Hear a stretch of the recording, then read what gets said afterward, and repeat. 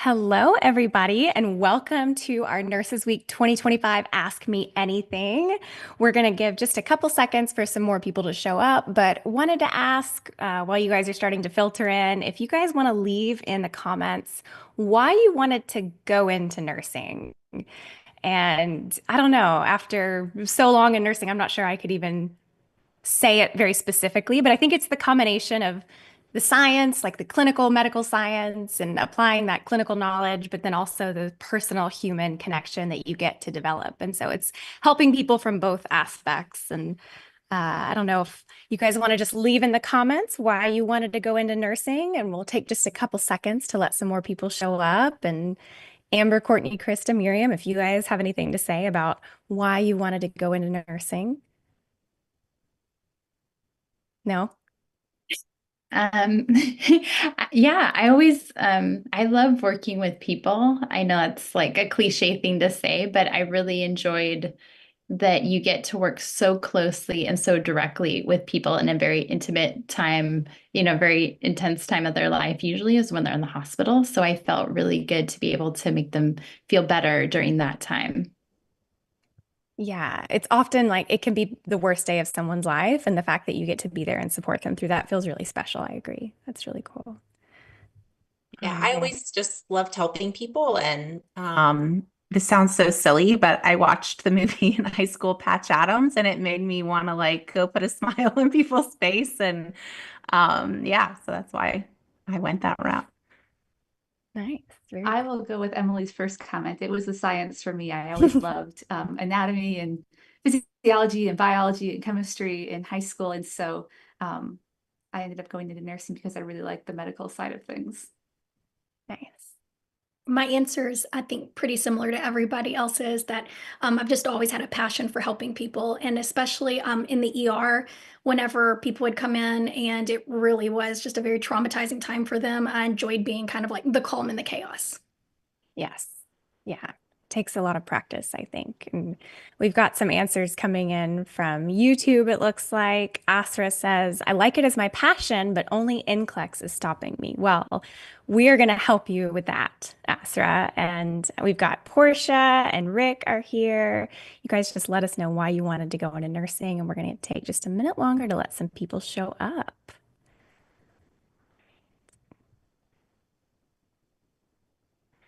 Asra, have you taken the NCLEX before?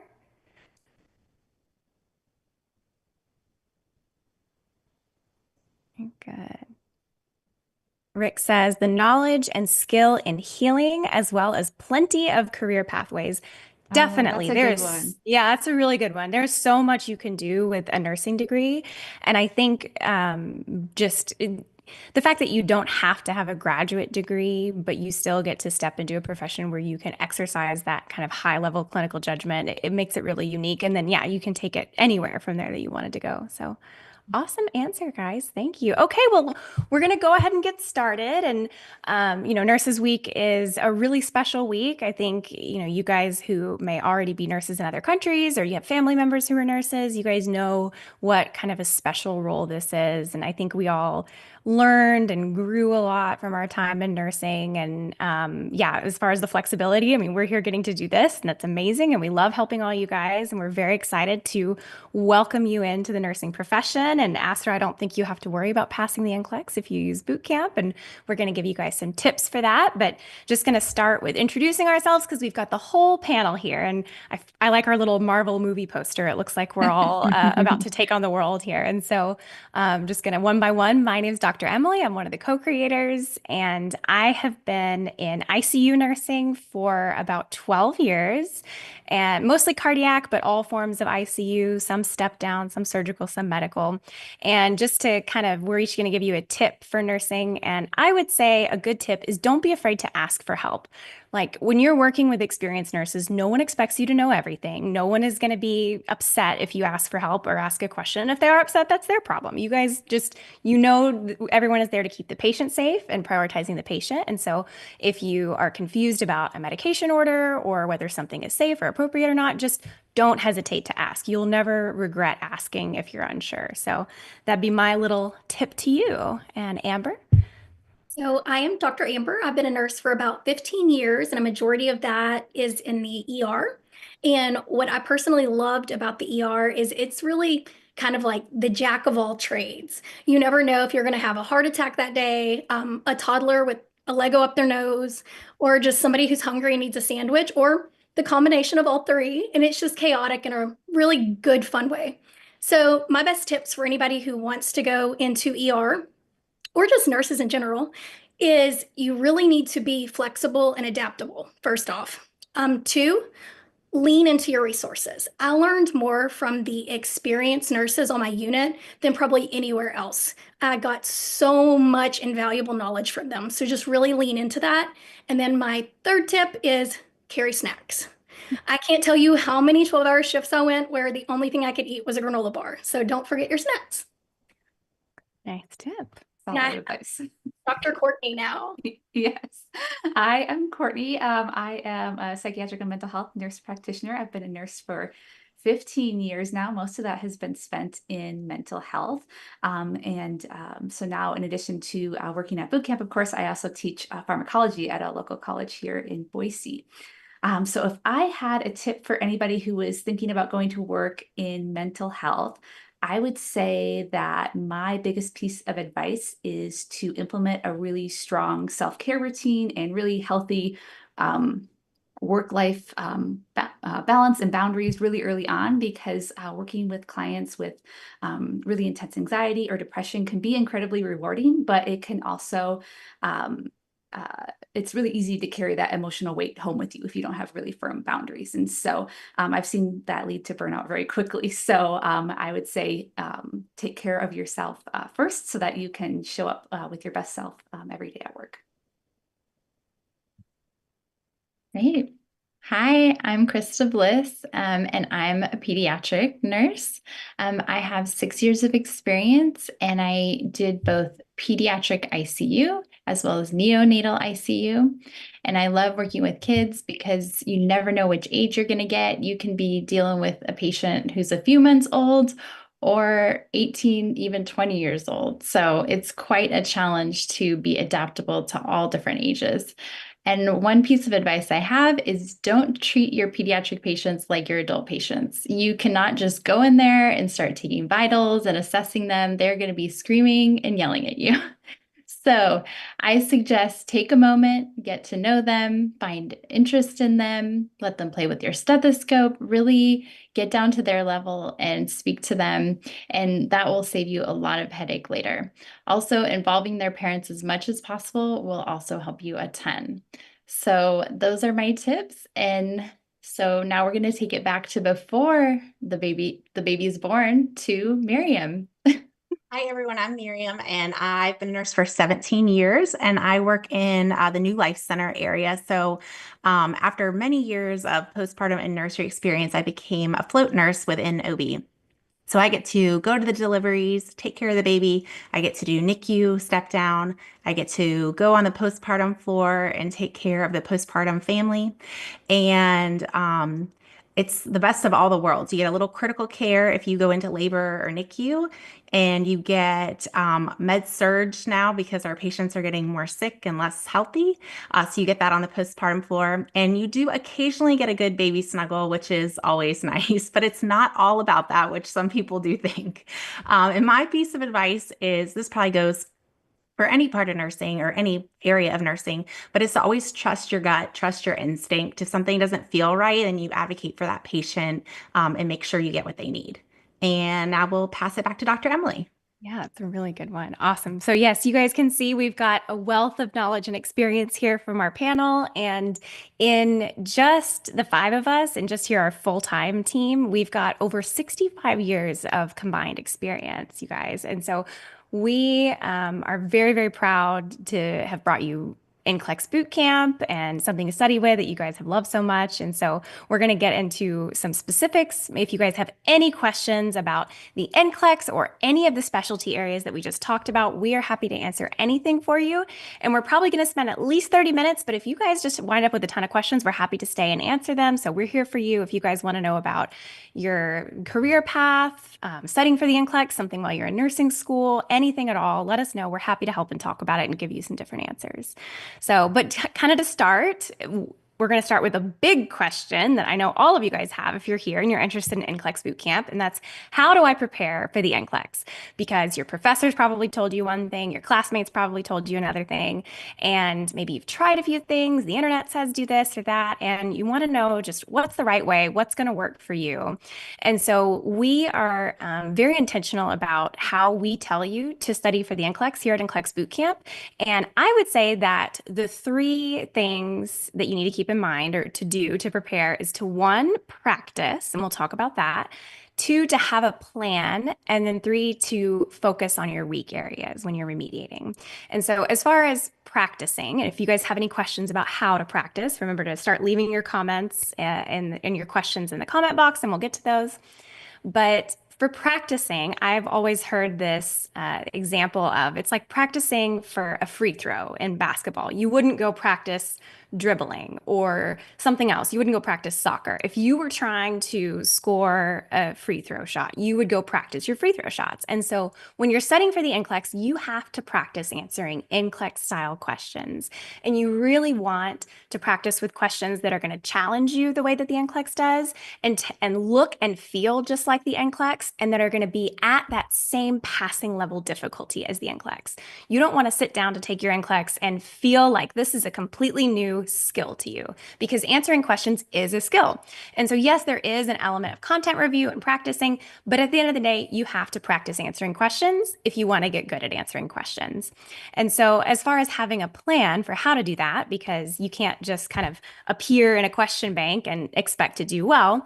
So, NCLEX Bootcamp actually has a study schedule generator. So, if you guys are using the product, you can come in here and you actually just enter your test date and what day you're starting. And then this will generate for you a full study schedule with a day-by-day plan. So you don't have to then think about how do I answer that question of how do I practice? This tells you day by day what you need to practice. And then as far as focusing on your weak areas, we've got a couple different ways that you can see that in the NCLEX Bootcamp product, but a big one is going to be with our readiness exams.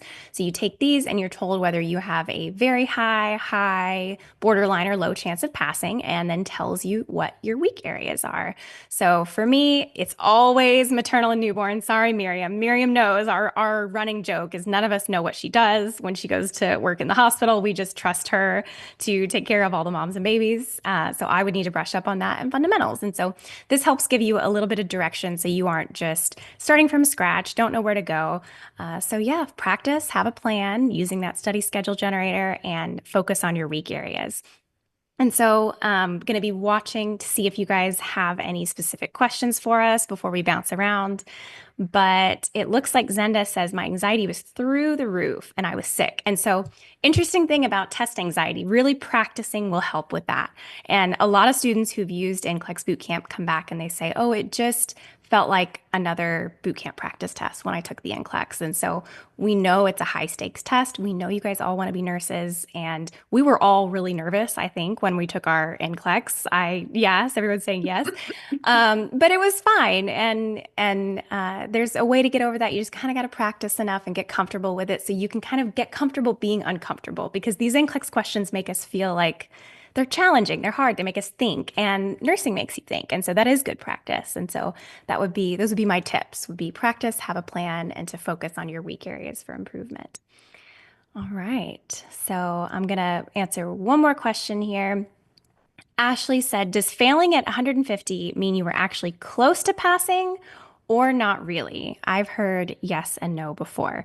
And so I would say, obviously it depends, but in general, yes, you're closer to passing if you were still kind of in the game up to 150 questions. As long as you're still getting questions, you have not yet done so poorly that the NCLEX has cut off and said you're not going to pass. If you're still getting questions, you still have a chance. And so a lot of people joke that, oh, well, I answer question number 85. You guys have probably seen these like TikToks where they say, oh, when I get question number 86, I make this face or I freak out because 86 feels like the end of the world, but it doesn't. As long as you're still getting questions, you're still in the game. And some people need many more questions to demonstrate that they're above that passing level. Some people can do it in 85. And that doesn't mean you're going to be a bad nurse. It just means they needed to give you more questions to be sure. That's all. So I wouldn't worry too much about it.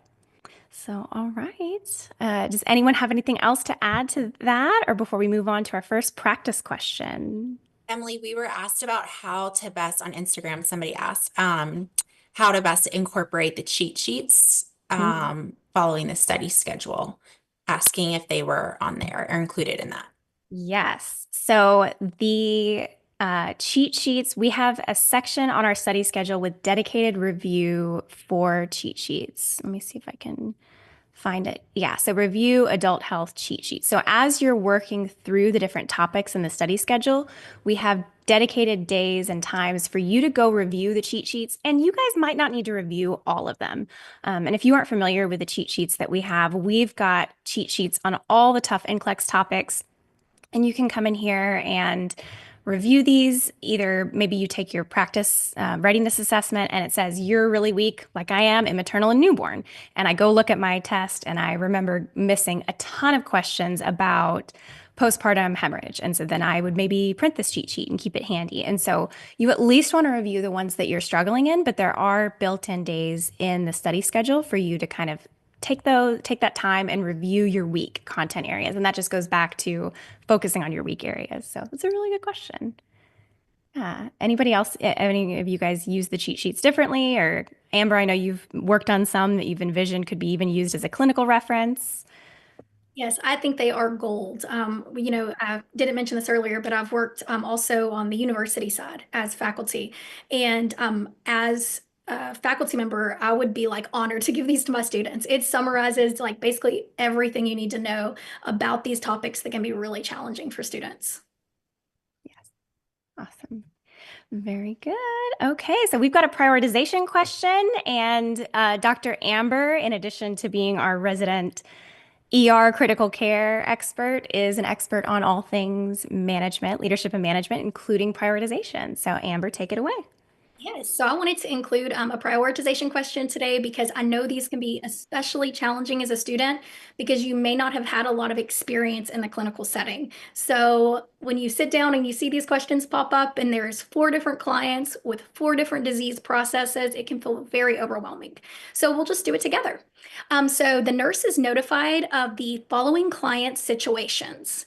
The nurse should first assess a client with a sickle cell disease crisis who is reporting 7 out of 10 joint pain, acute otitis media who reports decreased hearing in the affected ear, appendicitis who is awaiting surgery and has abdominal rigidity and a temperature of 101.2 degrees Fahrenheit, or atrial fibrillation on a cardizem or diltiazem drip with a heart rate of 98.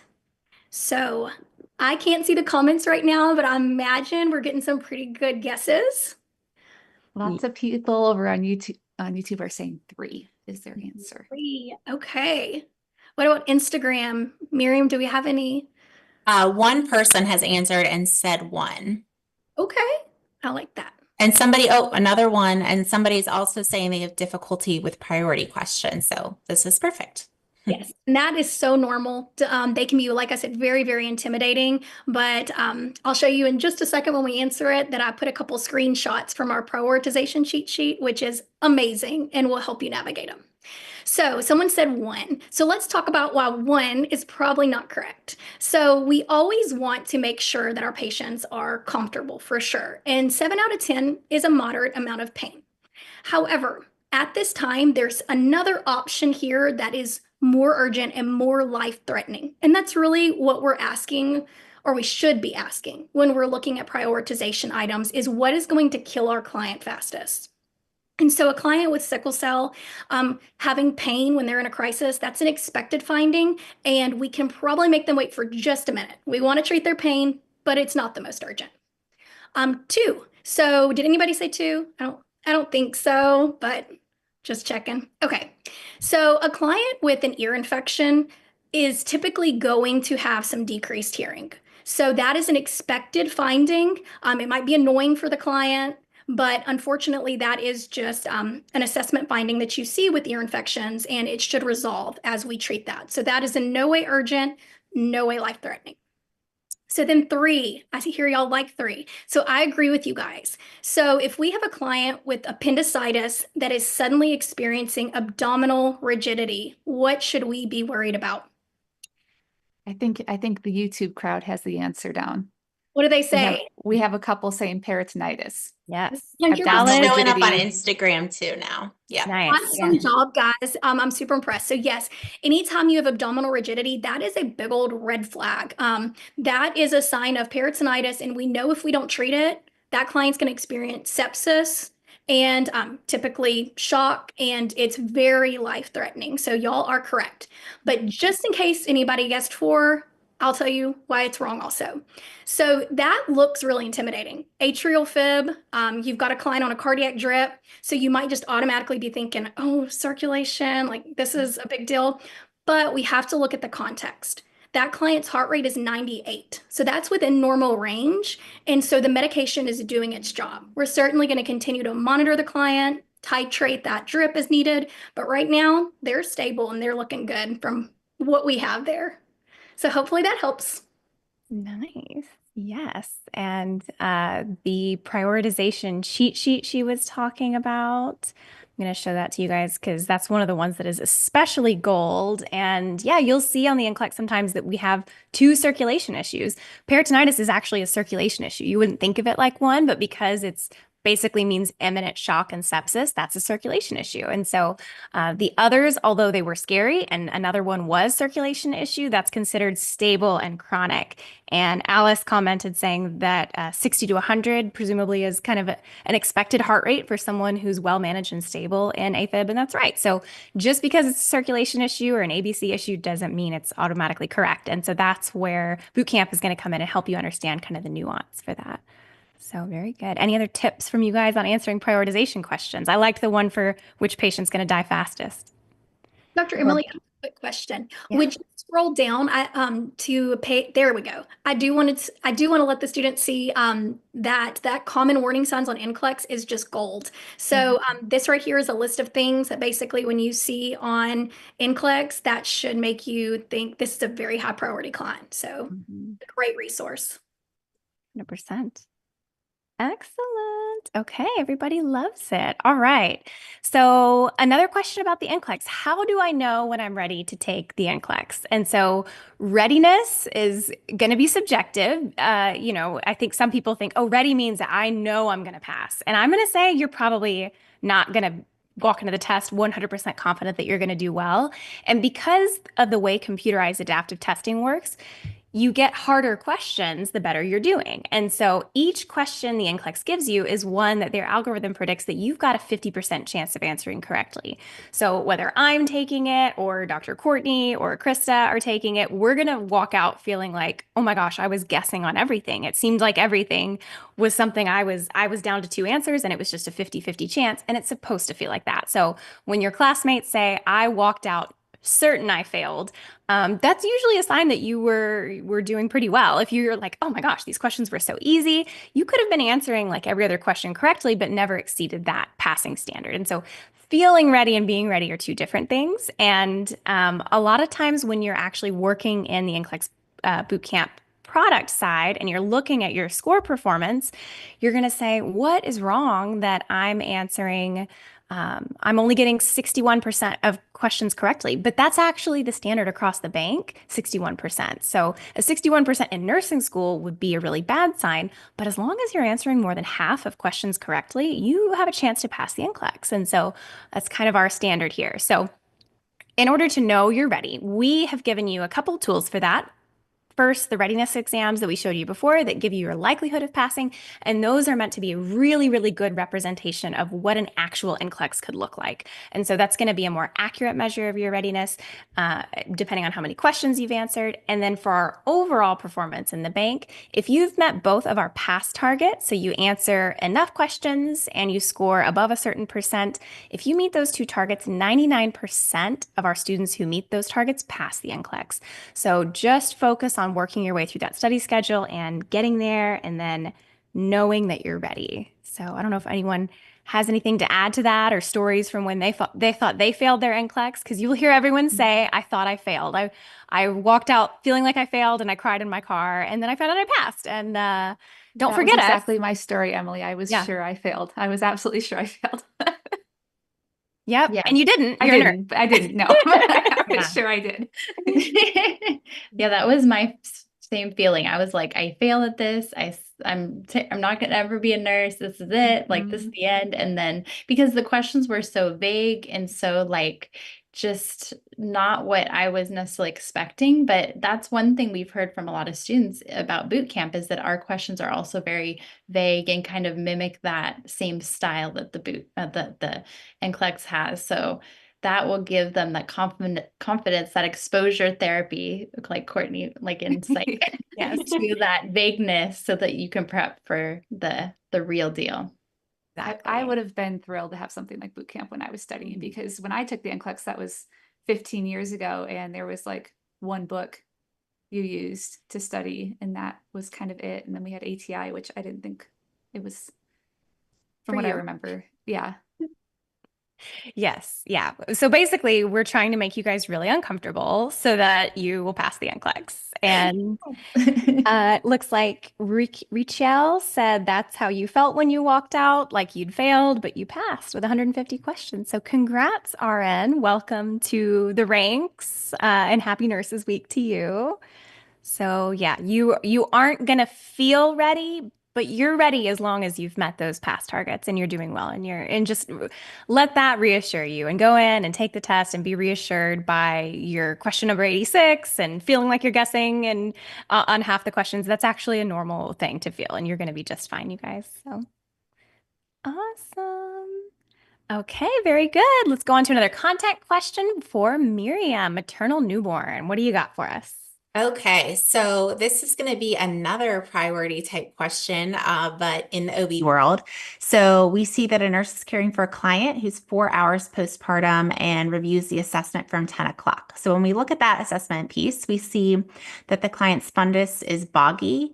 We see that it's located 2+ above the umbilicus and deviated to the left. There's heavy lochia noted on the peripad and oozing from the vagina.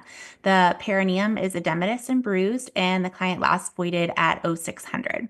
So which of the following actions should the nurse take first? I'll give you all a second. And remember that all of these are things that we're going to do. So none of them are wrong. There's one that's going to be the best thing that we're going to do first. So the best way to look at this is think about what is going on with this client. Hopefully everyone has at least figured out that we have kind of a little hemorrhage going on and some heavy bleeding, and we have a boggy fundus. We see that it's located higher, so it should be right at U, but it's 2+, and it's deviated, which tells us that the bladder's full. So I'm seeing on Instagram, we have somebody saying option 2, somebody saying option 1. Courtney, what about over on YouTube? They like option 2. Okay. All right, so let's go through. So the first one is perform fundal massage, which I know gets drilled into everyone's head. That's like maybe the one thing everyone remembers from nursing school in OB, which we definitely want to do that because that fundus is boggy, but we have to think about what's causing our hemorrhage, because when we have someone that's hemorrhaging or bleeding heavy, we want to stop it. So find the cause and fix it. So this client's bladder is full. So we see option 2, we want to insert an intermittent urinary catheter, which yes, we want to do that because we want to get that bladder emptied so that uterus can move back down into the pelvic space. What's happening right now is that bladder's enlarged or full, and it's pushing up on that uterus. That uterus gets angry and boggy and bleeds. And so we need to first get rid of the cause, which is get the urine out, and then we can perform that fundal massage. Of course, we want to get ice on the perineum because it's edematous, it's bruised, that client has some pain there.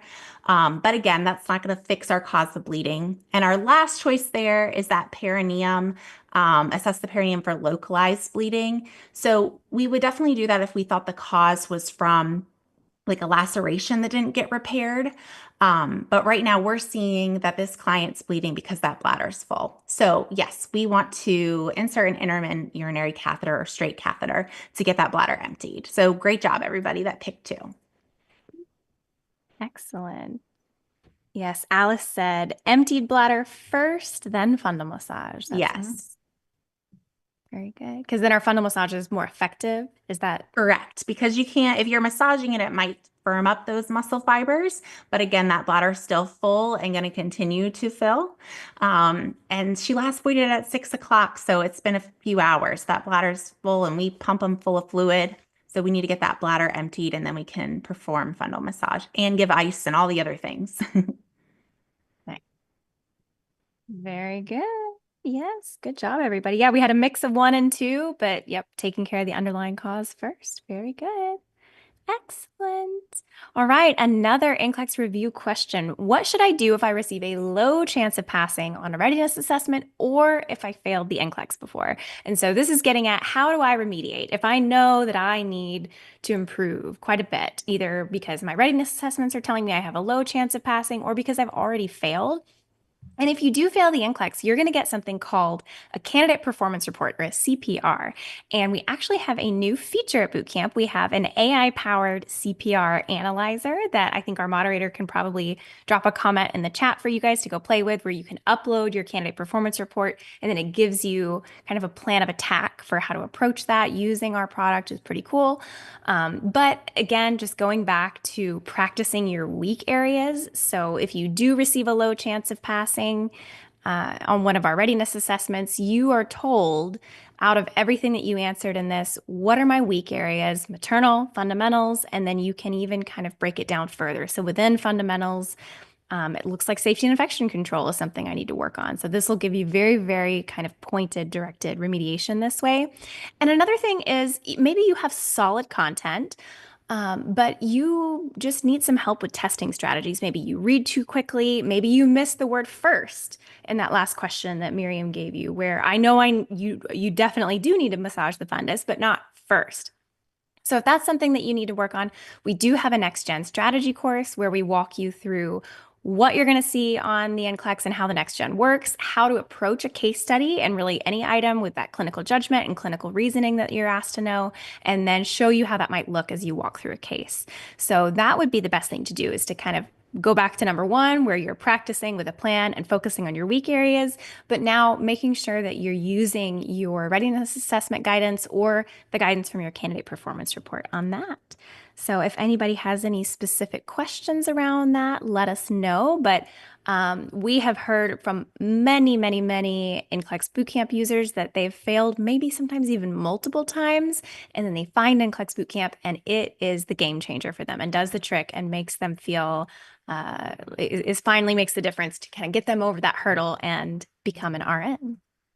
Emily, All we have right. a question over on YouTube, and the student is asking when they should take the readiness exams. Okay, really good question. So we give you more than one, and you can actually reset all of these. So you can take any of these multiple times, but we do recommend, based on our study schedule, that you start with taking one kind of right away. So what we do is we give you just sort of, you dip your toe into the water, answer some very general, sort of non-specialized adult health content and case studies, and then you would take your readiness assessment once you're just comfortable answering NCLEX style questions. This is now assessing your content understanding. So at the end of your first week of study, you would take one.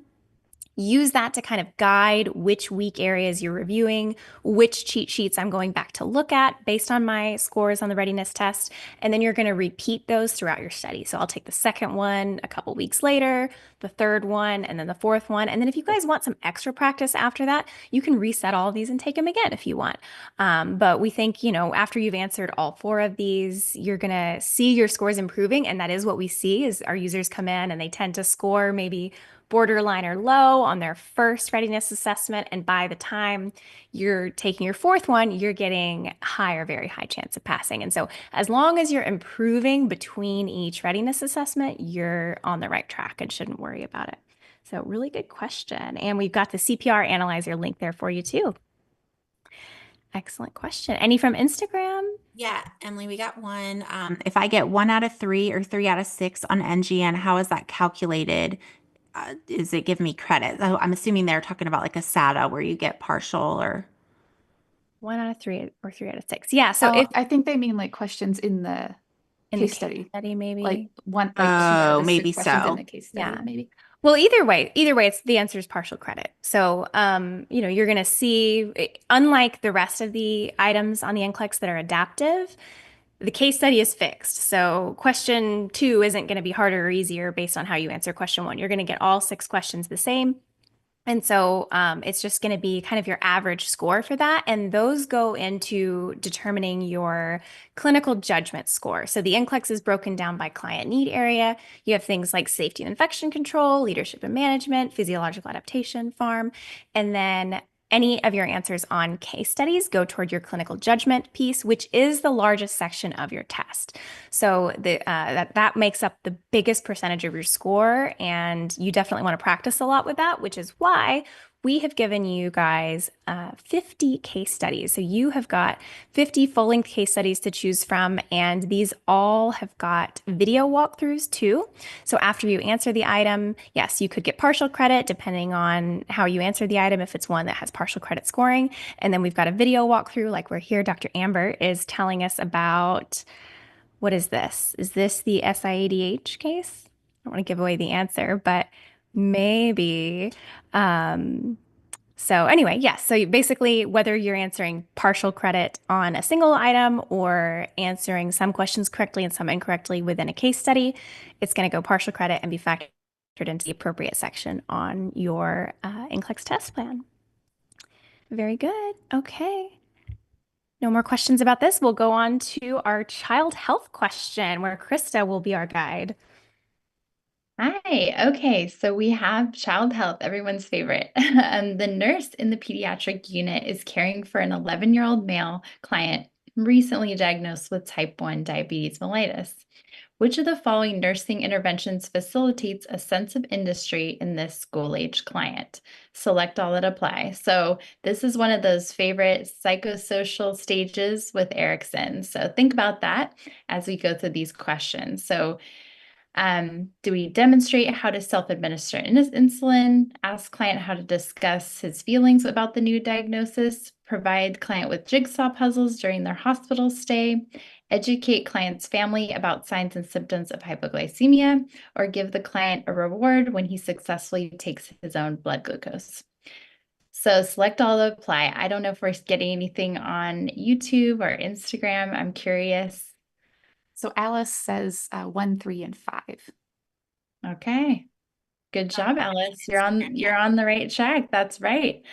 So when you think about school-aged kids, one thing I want you to remember, because I know all these stages and all these kids and ages get confusing. So think school-aged kids, what are they into? They're into hobbies, they're into playing sports, they're into playing video games. They're all about mastering skills.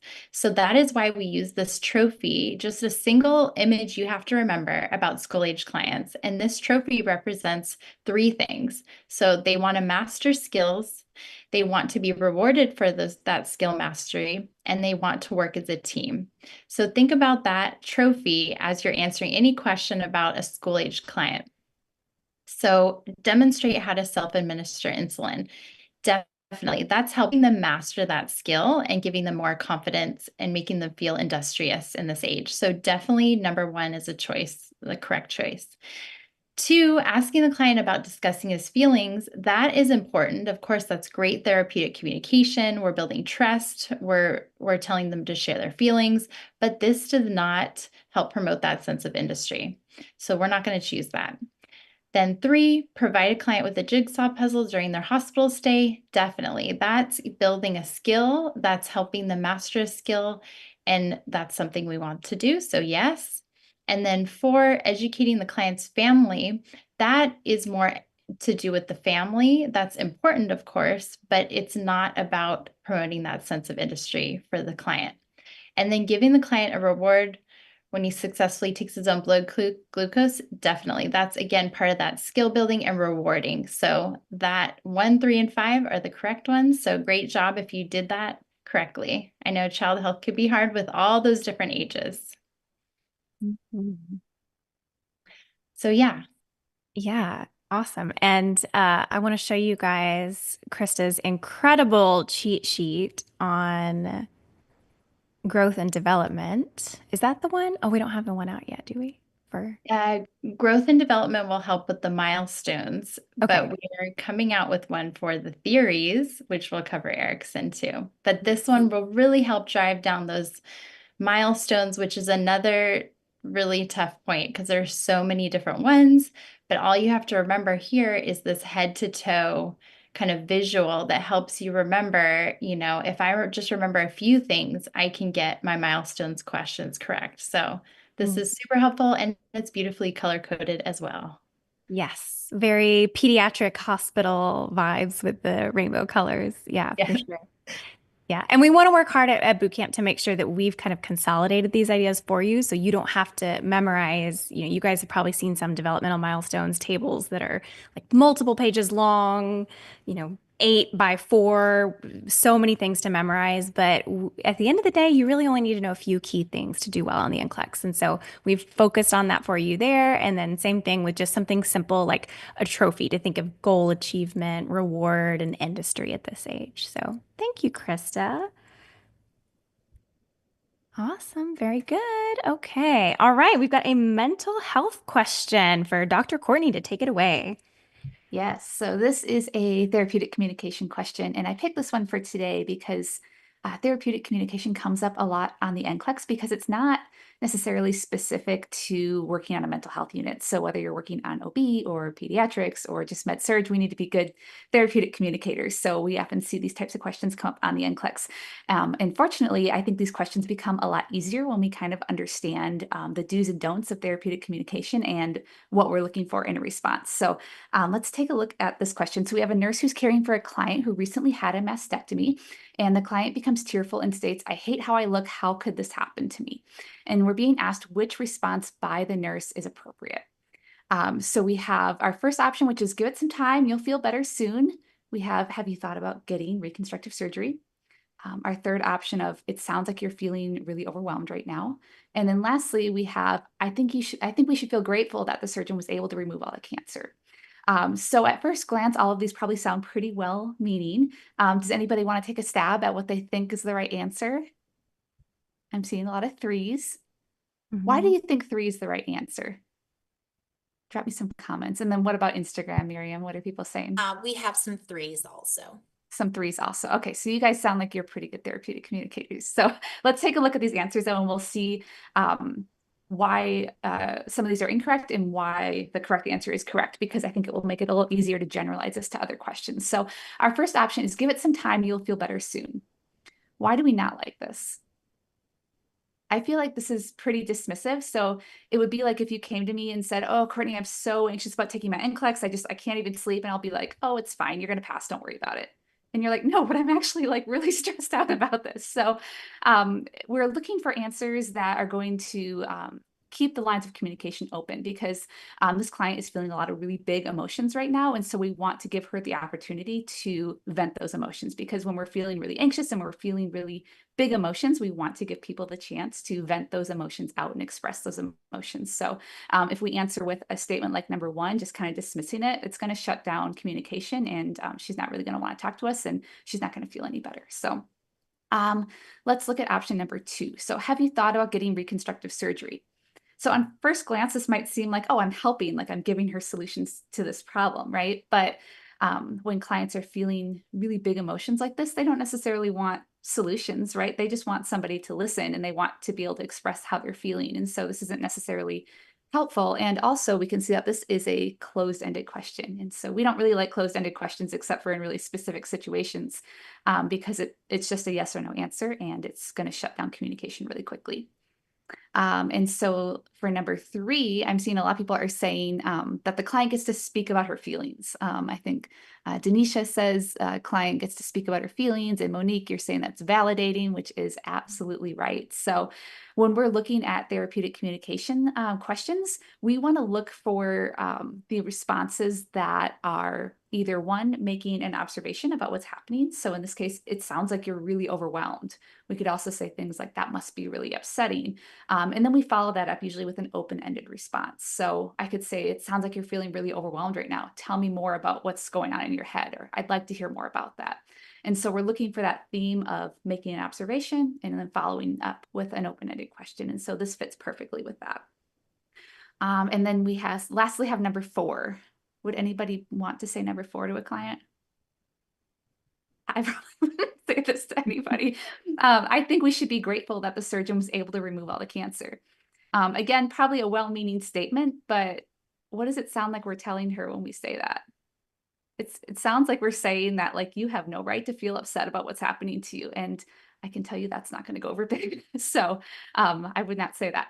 And that's, again, just kind of dismissing her feelings and kind of saying, like, what you're feeling is not valid. Instead, you should feel this way. We don't want to tell people how they should feel. So I'm going to stick with number 3. I think that's going to be our best response because it follows that general theme of making an observation and following up with an open-ended question. Very good. Agreed. Yes. You guys will definitely see some therapeutic communication questions on the NCLEX. And like Dr. Courtney said, these are relevant in every patient area. Like we talked about at the beginning, these patients come in, this is sometimes the worst day of their life. And if you can make them feel like you haven't dismissed their feelings, you've given them an opportunity to express them and be heard, they're going to remember that forever. And so really, really important and good tips. Great. Goes a long way in building a good relationship with the patient.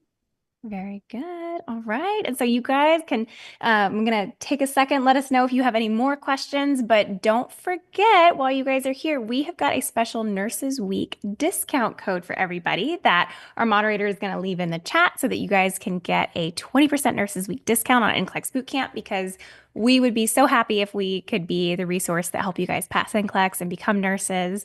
And we're really, really happy that you chose to spend this afternoon with us here or wherever you are in the world, whatever time of day it is, to review some questions and hear some things about how to prepare for NCLEX and know that you're ready and remediate if you need to. And so if there are any other questions we can answer for you, I don't know if there's anything coming in from YouTube or Instagram that you guys are watching, any questions about NCLEX or child health or ER, psych, maternity, ICU, nursing school.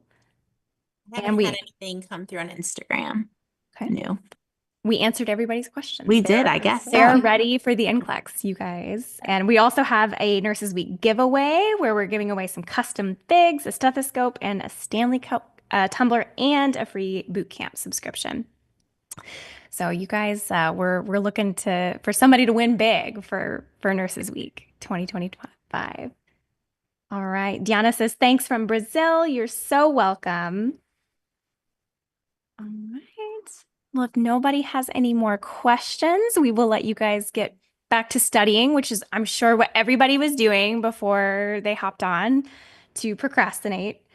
All right. Rick wants to know any reason why the color of boot camp is purple.